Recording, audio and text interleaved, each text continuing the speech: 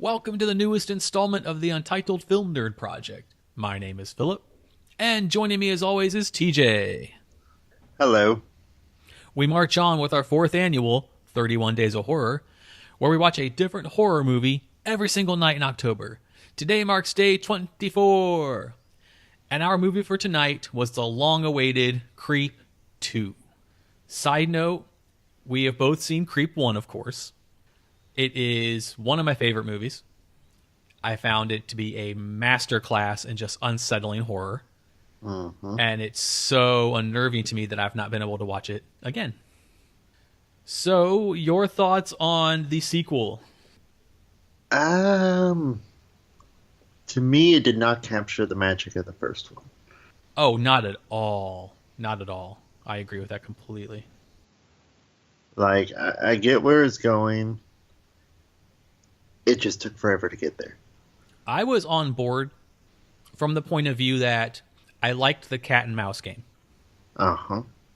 Because at first I'm kind of like, get the fuck out of there. Yeah. But at the same time, I kind of saw where she was coming from. And then didn't write her so vacantly stupid. Like, she seemed just as clever. Yes.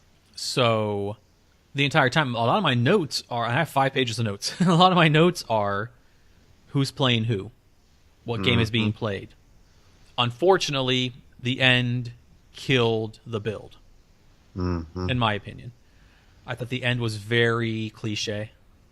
Yes. It didn't need to happen. The end of part 1 was so powerful. I didn't want to ever have to see that ending again for a while, and the movie made me. Yes, and I 100% agree with that. I wrote my notes. I was like, damn you. I was like, damn you, Creep 2. Oh. It's just so... God, like, just how you can make something so powerful with so little. Yes. And Mark Duplass's character in 1 was so unique. It was like, you see an actor playing a sociopath. We saw Mark Duplass be a sociopath. Completely. And that was what was so satisfying as well about part 1. We're just going to talk about how great part 1 was. Was that my God, it was like he was born to play that role. Yes. He played it to perfection. You could tell his heart and soul was in that. And what's disappointing is to know that him and Patrick Bryce wrote this together. And Patrick, once again, directed like he did 1. I don't understand where... I don't know, the ending, like, the end, the very end, it was okay. Yeah. I mean, we knew there was going to be a trilogy. So we knew that he couldn't be dead. But, like, I know you do it a lot, and so do I, where we kind of rewrite the story. There's other ways they could have went about this that would have been just as effective. Yeah. I guess what bugs me is, in part 1, his vulnerability is completely forced. It's a lie. It's, it's the game he plays. In this one, in part 2, they made his vulnerability real. And it made sense. I mean, the opening was, sad and kind of powerful at the same time. He took a dude's life, and then it just wasn't anything to him. Yeah. But there's still this dead guy. I'm like, you just killed a guy. And all you can think about is, like, how unhappy you are because you're not giving you that excitement. Because you're probably becoming desensitized after killing 39 fucking people. Yeah, 1 just had... I mean, it was just... From beginning to end, it was uneasy. Yeah, and that's the number one way to put it, is you could just feel this tension in the air. And what was kind of cool, on a separate note, was, as a gay man, we don't get these kind of stories very often. Because the character of Joseph, they never really come out and say what his sexuality is. Because even in the beginning of Creep 2, he's very touchy-feely with the other guy. To the point the other guy has to, like, brush his hand off of his neck. I was kind of smiling. I'm like, okay, he's still the same guy. And in Creep, like, we never get the guy creeping on another guy. There's tons of, like, the man creeping on the woman. Just throw a dart at a dartboard, take your pick. But in Creep 1, we got a really unique point of view in storytelling from a man creeping on another man with really pseudo-sexual undertones. Mm-hmm. I think it's kind of the reason it kind of got to me so much, because like empathetically, I could put myself in the character of Aaron from part 1 and how fucking weird that would be. Yeah. Whereas when you see a man creep on a woman, it's not cool. It's creepy as hell, but there's not that same, I can't identify with that as well. Yeah. Because I'm not a woman and I don't have to deal with the everyday creeps that women have to deal with in real life, let alone one on the screen. So Creep 1 just has a special place because it's a very unique horror story, especially from a possibly gay perspective. But and not even from a gay perspective. I'd like taking the perspective of just even hetero men would probably find the movie, the first one, so fucking creepy to see a dude creeping on another dude. To see the tables turned, I guess. Because I've seen a lot of men creep on women that same exact way. Mm-hmm. And for them to sit back and watch it, it's like, ooh. Yeah, creepy. Now you know how the women feel. Yeah. Knock it off. Fucking creeps. Seriously. So yeah, I get what you're saying. Yeah. And yeah, 2 it had promise. Yes. Mostly, and like I said, mostly in the game that was being played. Like, I was kind of, like, I would have been okay with her, like, I was hoping for it to, like, end with Aaron dead. Okay. And for her to actually go on, like, she kills him, finds out that she likes it, and then she goes on. I wanted her to be the sister of the first guy. And she's back for revenge. And the whole Encounters web series was a setup the entire time. Mm-hmm. That would have been nice. That's what I wanted to happen. I was like, that would have been badass.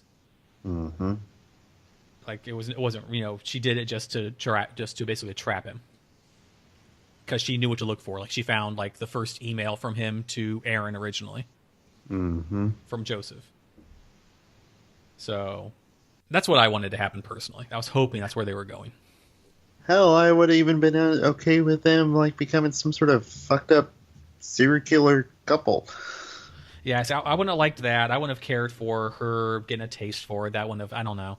Because she wouldn't have brought the same kind of feeling that being Mark, a sociopath for their entire life. She's not. Yeah, Mark Duplass's character has been a sociopath, if his stories are to be believed, since he's about 15 years old. So I wouldn't have dug that. I mean, it would have been cool in horror to see a female serial killer. Yes. And I mean that in, the nicest way. I mean, like, women go out and kill people, no. But in the horror genre, we don't get that very often. Uh-huh. I didn't care for the ending. Okay. It just felt tacked on to me. I thought the last 5 minutes just felt off. Yeah. Like, it just I think what bugged me was it just didn't seem to fit his character. Uh-huh. Like, let's die together in a hole in the ground, like Romeo and Juliet. Like this should have been the cat and mouse game that relit his spark. Yeah. And, he does away with her, and he's like, thank you. Mm-hmm. It's just like, I did like when he gave her the necklace. He's like, sorry, there's another dude in there. Yeah. It's like, how often has she ever heard that? I did like, initially, when she starts filming him, and she's like, what's your story? He's like, well, I'm a serial killer. I've killed 39 people. Mm-hmm. And the whole time I'm waiting for him to say, just kidding. Mm-hmm. He never does. I was like, holy crap. Nope. I was like, whoa, okay, cool. I did like that. I liked his whole serial killer monologue he had, where he kind of said it used to be fun, but now it's a job.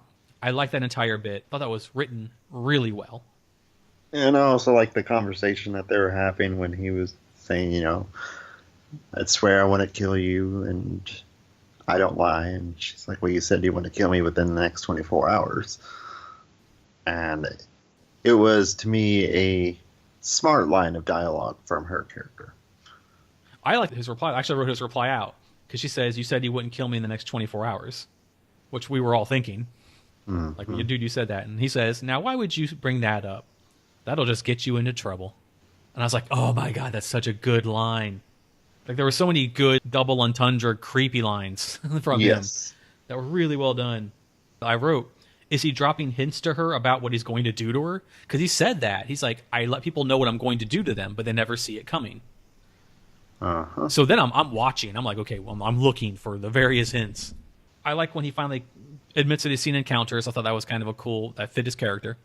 Yes. He asked her, do you think I'm really a serial killer? She says no. I'm like, okay, cool. Because, you know, normally they'd be like, yes, you know, and lie. But he says he can tell when people are lying. Mm-hmm. And, you know, a sociopathic serial killer who's been doing it for as long as he has would be able to. Mm-hmm. So I thought that was another good line by him. I liked when he said that he wanted her to make a documentary about the world's most prolific serial killer that no one knows about.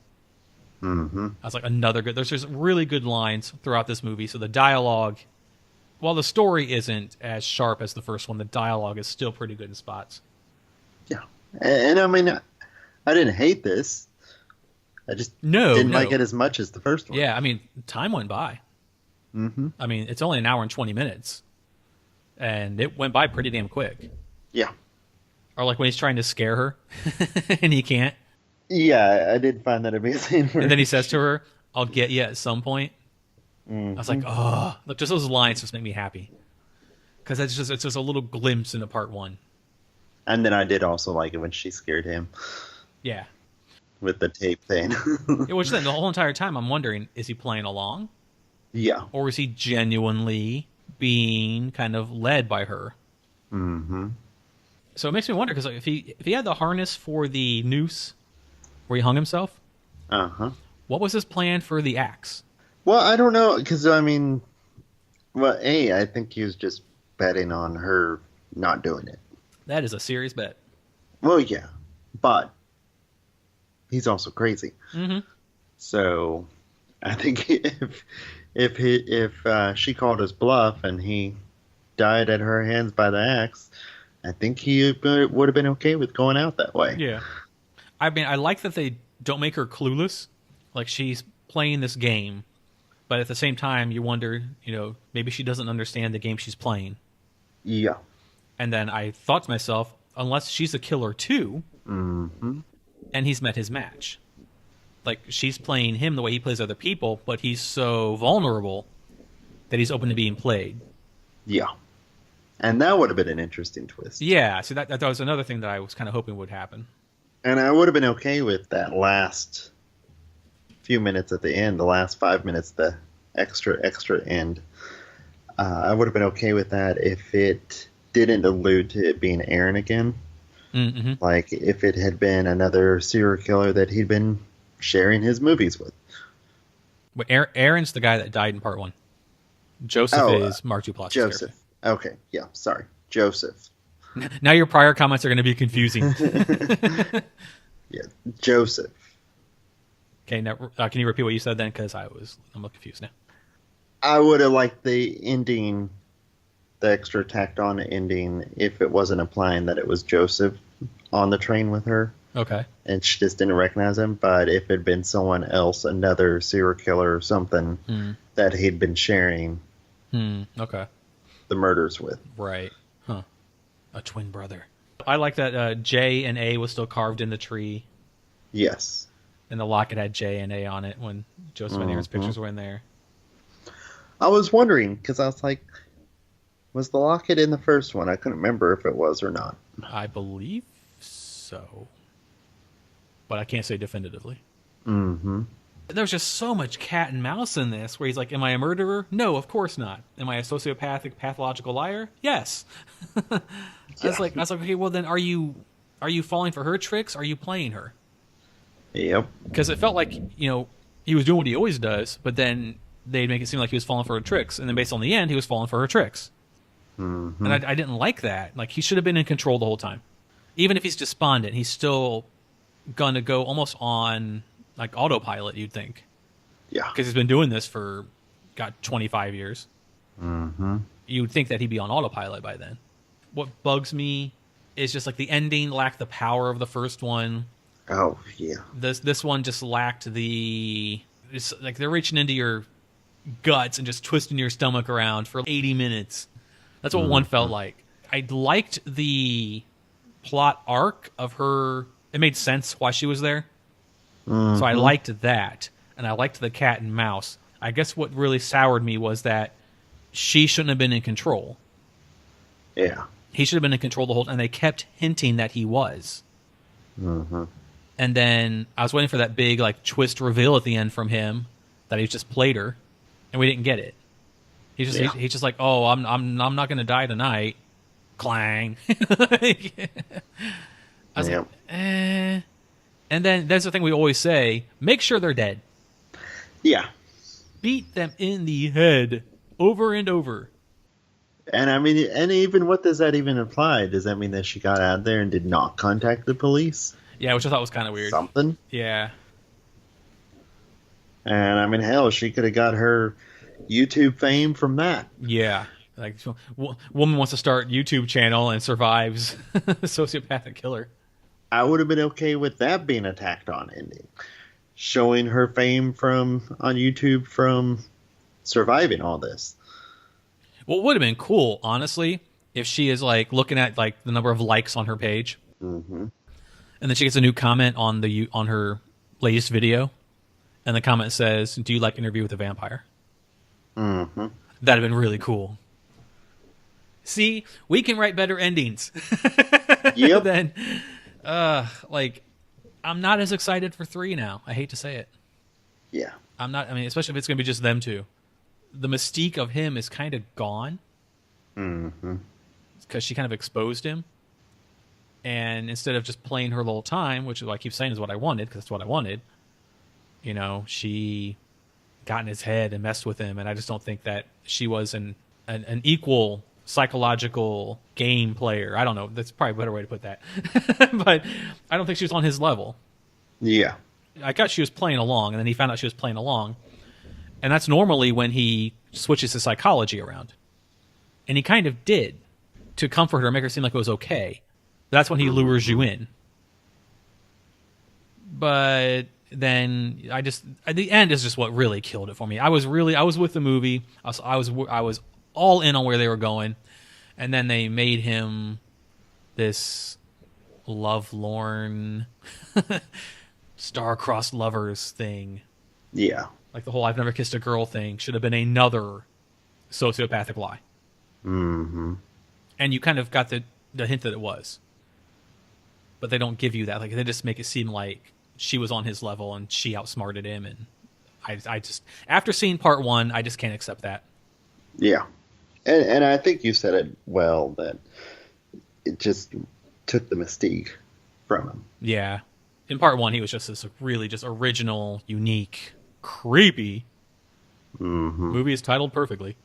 But if you've seen 1, definitely check it out, because it is a trilogy. So we'll watch the 3rd one when it comes out just to see how it ends. Of course. But in our mutual opinion, it is not nearly anywhere strong as 1. Yes. Nowhere near. But definitely check it out. And if you have seen it, let us know what you thought of it in the comments down below, because there might be people who loved this movie, and maybe there's someone out there that liked this more than 1. So if you did, let me know why. Anything else you'd like to add, sir? No, I think that about covers it. Alrighty. Well, that wraps up this episode. Thank you for listening. As I said, please tell us what you thought of the movie in the comments below. This one I'm very curious on, because I can see this being split 50-50 among some people. Mm-hmm. Please like, share, and subscribe. Tune in tomorrow for day 25 of the 31 Days of Horror. In the meantime, my name is Philip. And I'm TJ. And we will talk to you tomorrow. Goodbye. Bye.